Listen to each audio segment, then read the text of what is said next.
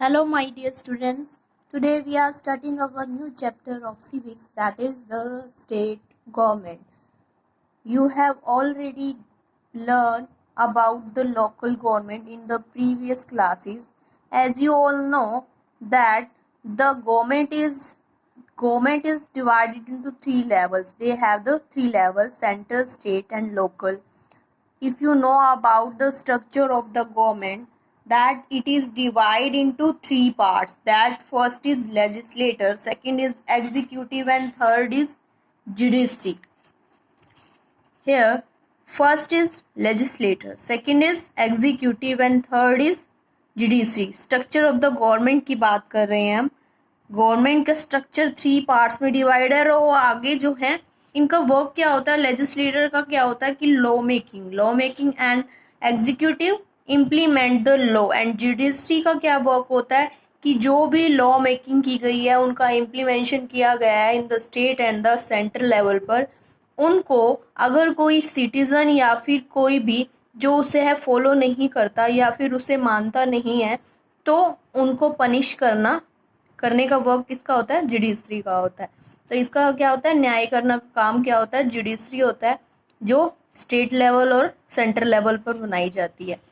First legislator की बात अगर हम करते हैं तो सेंट्रल लेवल पर और स्टेट लेवल पर it is also divided into two. तो लॉ मेकिंग क्या होती है, सेंट्रल लेवल पर भी बनाया जाता है और स्टेट लेवल पर भी बनाया जाता है. ऐसे ही जो इम्प्लीमेंट की जाती है लॉ, जो एग्जीक्यूटिव करती है वो भी सेंट्रल लेवल पर और स्टेट लेवल पर जो इम्प्लीमेंशन होती है लॉज की, जो कानून जो है वो बनाए जाते हैं उन्हें इम्प्लीमेंट किया जाता है स्टेट लेवल पर. और लॉ मेकिंग का काम जो है वो लेजिस्लेटर मीन्स स्टेट लेवल पर किसका काम होता है, वो लेजिस्लेटिव असेंबली और लेजिस्लेटिव काउंसिल, इनका काम होता है लॉ बनाने का. और लॉ इम्प्लीमेंशन भी किया जाता है स्टेट लेवल पर. गवर्नर जो है वो लॉ का इम्प्लीमेंशन भी करते हैं किसकी हेल्प से, सीएम की हेल्प से. So according to your chapter the state government, we will discuss about the government at the state level. तो our constitutions क्या होता है, संविधान में क्या है, क्लियरली डिफाइन है कि स्टेट गवर्नमेंट को कितनी अथॉरिटी, कितनी पावर प्रोवाइड की गई है. Laws for the governing the state are made by its legislative assembly. Law जो बनाए जाते हैं, गवर्न किए जाते हैं, वो स्टेट लेवल पर कौन बनाता है, legislative assembly and legislative council. In this chapter we will discuss about the legislative assembly state level पर और legislative council. Two chambers are there. First legislative assembly क्या होता है, it is a lower house. Here you can see the difference of the legislative assembly and the legislative council. Legislative assembly is विधानसभा, जिसे हम विधानसभा भी कहते हैं, is the lower house but legislative council is the upper house. अगर आपको पता हो कि लेजिस्लेटिव असेंबली जो होती है वो हर स्टेट में होती है, बट लेजिस्लेटिव काउंसिल जो होती है वो सिलेक्टेड 7 स्टेट्स में ही है. मींस 2 चैम्बर्स हो सकते हैं, लेजिस्लेटिव असेंबली और सब लेजिस्लेटिव काउंसिल, मतलब जिन स्टेट्स में दोनों हैं. यानी यहाँ आपकी जैसे बात की गई है कि 7 जो स्टेट्स हैं, that is Andhra Pradesh, Bihar, Jammu Kashmir, Maharashtra, Karnataka, Uttar Pradesh and last one is Telangana. इनमें जो है वो क्या है, वो बाइकैमरल मीन्स द्विसदनीय जो होता है लेवल होता है, मीन्स दोनों इन स्टेट्स में दोनों है, लेजिस्लेटिव असेंबली भी है, लेजिस्लेटिव काउंसिल्स भी है. बट बाकी जो स्टेट्स हैं उनमें सिर्फ लेजिस्लेटिव असेंबली है. ठीक है, विधानसभा है, हर स्टेट की अपनी विधानसभा होती है. तो उनमें जो स्पीकर्स होते हैं वो डिप्टी स्पीकर्स भी होते हैं, स्पीकर्स भी होते हैं जो उनको होल्ड करते हैं. और जो इलेक्ट किए जाते हैं वो कौन होते हैं, वो एमएलएज होते हैं. ठीक है, इनका जो इलेक्शन होता है वो डायरेक्ट इलेक्शन होता है. राइट, इलेक्शन क्या होता है, लेजिस्लेटिव असेंबली का इलेक्शन डायरेक्ट होगा, बट लेजिस्लेटिव काउंसिल जो होती है वो इनडायरेक्ट इलेक्शन होता है. ये नॉमिनेट किए जाते हैं, 1/3 करके नॉमिनेट किए जाते हैं. और इसे हम टेम्परेरी टेम्परेरी क्यों कहते हैं? क्योंकि आफ्टर 5 years जो है इसे डिसॉल्व कर दिया जाता है, मीन्स इसे फिर से इलेक्शंस होते हैं लेजिस्लेटिव असेंबली में। But in the legislative council ये परमानेंट होती है। Every 2 years 1/3 members will be change कर दिए जाते हैं, नए नॉमिनेट कर दिए जाते हैं। So it is called the permanent. ये कभी भी जो है डिसॉल्व नहीं करते, इसे इसमें चेंज होते हैं 1/3 मेंबर्स आफ्टर 2 years। तो इसकी टाइम ड्यूरेशन, इसकी टर्म क्या होती है? ये जो है लेजिस्लेटिव काउंसिल जो है 6 years के लिए होती है, लेजिस्लेटिव असेंबली जो होती है वो 5 years के लिए होती है। तो मैक्सिमम मेंबर्स की अगर बात करते हैं तो 500 जो है किसी भी स्टेट के जो है वो हो सकते हैं, बट 60 मेंबर्स जो हैं उससे कम नहीं हो सकते। मिनिमम जो है वो 60 एंड मैक्सिमम इज 500।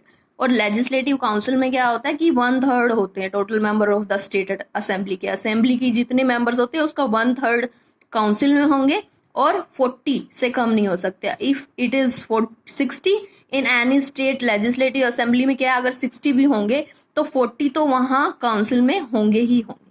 ठीक है, इसमें इसकी क्या है मिनिमम एज क्या होती है, दैट इज 25 years ओल्ड होना चाहिए और इसके लिए 30 years ओल्ड होना चाहिए।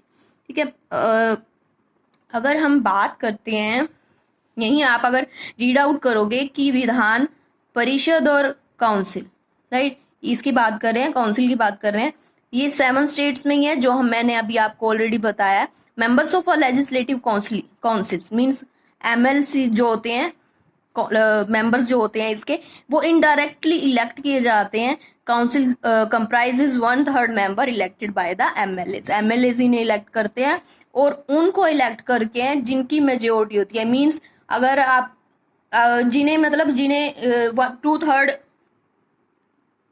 2/3 तो बेटा रहते ही हैं, बट जो 1/3 चेंज किए जाते हैं वो क्या होता है कि 1/12 by the graduate living in the state, उनमें से इलेक्ट किए जाते हैं, and 1/12 by teachers of secondary school, college and universities, and remaining 1/6 nominate किए जाते हैं बाय द गवर्नर। गवर्नर उन्हें नॉमिनेट करता है। ये परमानेंट बॉडी है। ओनली 1/3 मेंबर्स जो होते हैं वो रिटायर होते हैं after every second year, means हर 2 साल के बाद जो है 1/3 जो है वो रिटायर कर दिए जाते हैं और नॉमिनेट कर लिए जाते हैं। और मीटिंग ऑफ दिस हाउस आज presided over by the chairman, और उनकी एब्सेंस में कौन करता है, डिप्टी चेयरमैन जो है वो मीटिंग्स को अटेंड करता है। जो मेंबर्स होते हैं एमएलएज लेजिस्लेटिव असेंबली के, वो डायरेक्टली जो है सिटीजन्स जो इलेक्शंस होते हैं, इलेक्शन रखे जाते हैं, उनमें इलेक्ट करते हैं, उन्हें चूज करते हैं। लेजिस्लेटिव असेंबली जो है हर स्टेट की होती है, और हर स्टेट में अगर बहुत बड़ी स्टेट है तो उसे डिवाइड कर दिया जाता है इन दी कॉन्स्टिट्यूएंसीज, मतलब उन क्षेत्रों में। जैसे आप एग्जांपल लो हरियाणा का, कि हरियाणा में 90 सीट्स हैं, तो 90 सीट्स जो हैं, तो इसका मतलब ये नहीं है कि 90 जो है वो डिस्ट्रिक्ट्स हैं, वहां से हर एमएलए खड़ा होता है। मींस एमएलए कॉन्स्टिट्यूएंसीज, हर एरिया को डिवाइड कर दिया जाता है इन कॉन्स्टिट्यूएंसीज। मींस निर्वाचन जो क्षेत्र होते हैं, इलेक्टेड जो एरियाज होते हैं, उनमें डिवाइड कर दिया जाता है और हर एरिया से 1 एमएलए जो है वो बनता है।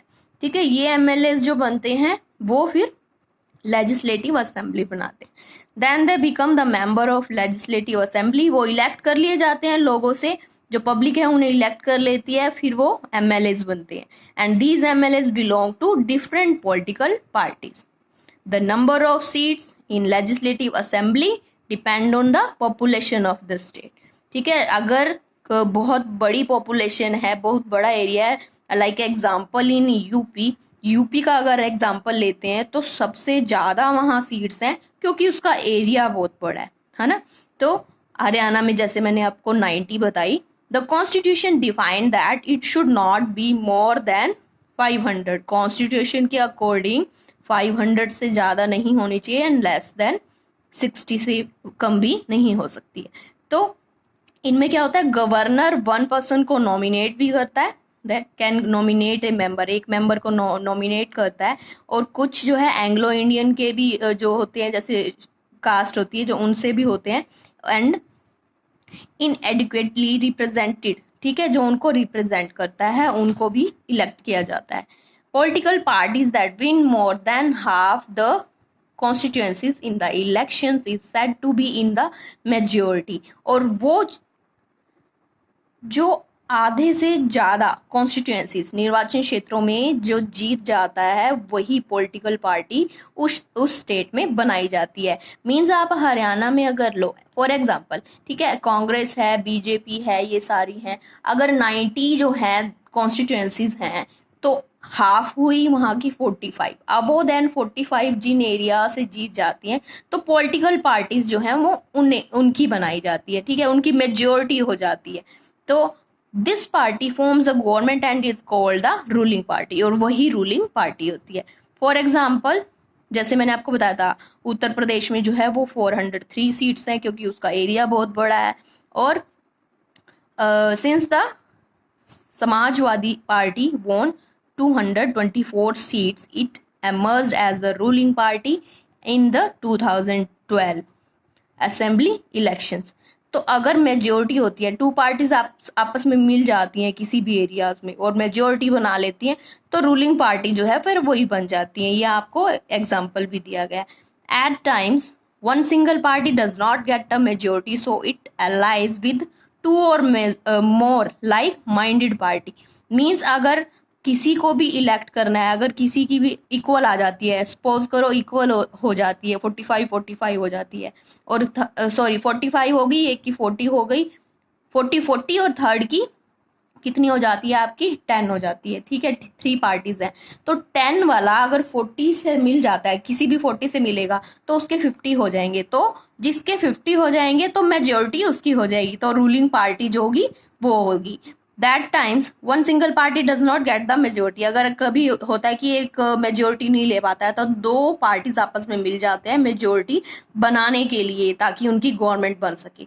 सच a government is called the coalition government.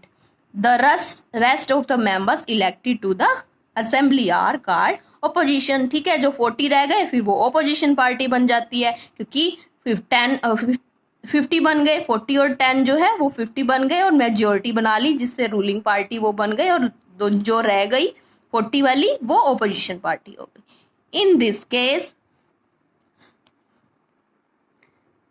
जो बीएसपी है that is Bahujan Samaj party, वो ऑपोजिशन पार्टी हो गई आपकी, जो 80 सीट्स, जैसे मैंने आपको 40 का एग्जाम्पल अपना देके बताया आपको। इनका टाइमिंग क्या होता है, दैट इज 5 years के लिए होती हैं ये, 5 years के लिए, और इट कैन बी डिजोल्व, ये पहले भी अर्लियर डिजोल्व कैन बी, तो किससे डिजोल्व कर सकती हैं, जो गवर्नर होता है वो इसे पहले भी डिजोल्व कर सकता है with the concern of CM, chief minister से कंसर्न करके इसे पहले भी डिजोल्व कर सकते हैं असेंबली को। And vote besides taking vote on issues, the speaker or the deputy speaker maintain order in the house। Deputy speaker और स्पीकर दोनों ही जो इश्यूज होते हैं उनको मेंटेन रखते हैं in the house, right. And जो गवर्नर है, जो हेड होता है स्टेट लेवल पर, वो क्या करता है, इनवाइट करता है the leaders of the majority party, majority party को लीडर को इनवाइट करता है और क्या बनाता है, गवर्नमेंट बनाता है। जो एमएलएज बनाए जाते हैं मेजोरिटी पार्टी से, वो अपने में से ही एक लीडर जो है वो सिलेक्ट कर लेते हैं जो चीफ मिनिस्टर बनता है, जो सीएम बनता है। After the 2012 Uttar Pradesh assembly elections, the MLAs of the Samajwadi party choose Akhilesh Yadav as their leader and he became the chief minister। 2012 में क्या था, उत्तर प्रदेश की असेंबली थी, उसमें इलेक्शंस हुए तो एमएलएस जो थे समाजवाद पार्टी ने क्या किया, उन्होंने अपने में से ही एक लीडर को चुन लिया, दैट वाज अखिलेश यादव। उसे फिर चीफ मिनिस्टर बना दिया, सीएम बना दिया। देन फिर उन्होंने जो है वो अपने जो मिनिस्टर्स थे, जो एमएलएस थे, उन्होंने उनको क्या किया कि एलोकेट्स पोर्टफोलियो, मीन्स होता है कि सब चीज़ में कितना इन्वेस्ट करना है, सब कुछ ब्यौरा जो है that is portfolio, and the coordinates the functions. Various department के फंक्शन डिसाइड करते हैं, और ये मीटिंग्स में क्या करते हैं कि पोर्टफोलियो तैयार करते हैं कि कहाँ क्या चीज़ का इन्वेस्टमेंट करना है। The ministers who had various departments, जो भी मिनिस्टर्स होते हैं वो उन्हें अलग अलग डिपार्टमेंट के जो मिनिस्टर्स होते हैं वो रिप्रेजेंट करते हैं लेजिस्लेटिव असेंबली में, कि वो क्या काम कर रहे हैं, गवर्नमेंट कैसे चला रहे हैं, वो ही रिस्पॉन्सिबल होते हैं, राइट। जो लेजिस्लेटिव असेंबली यानी एमएलएस जो होते हैं वो लॉ को बनाने में, लॉ को जो है वो एग्जीक्यूशंस में और सब चीज़ों के लिए रिस्पॉन्सिबल होते हैं। और chief minister and the other minister are collectively responsible for the running affairs. जो भी अफेयर्स चलते हैं स्टेट लेवल पर वो कौन करता है, चीफ मिनिस्टर्स और अदर मिनिस्टर जो होते हैं उनकी हेल्प करते हैं। और ये अफेयर्स जो होते हैं गवर्नमेंट जो है वो एफिशिएंटली जो है गवर्न करती है। और गवर्नर जो होते हैं वो नॉमिनेट किससे किए जाते हैं, he is the head of the at the state level and he is appointed by the president for 5 years। 5 years के लिए वो अपॉइंट किए जाते हैं। He is the representative of the central government. Central government के जो है representatives हैं, वो बताते हैं कि स्टेट लेवल पर जो है क्या काम चल रहा है और किसको क्या जो है असाइन किया गया है, and the overseas the working of the state government. In the next class, we will cover the functionaries of a state.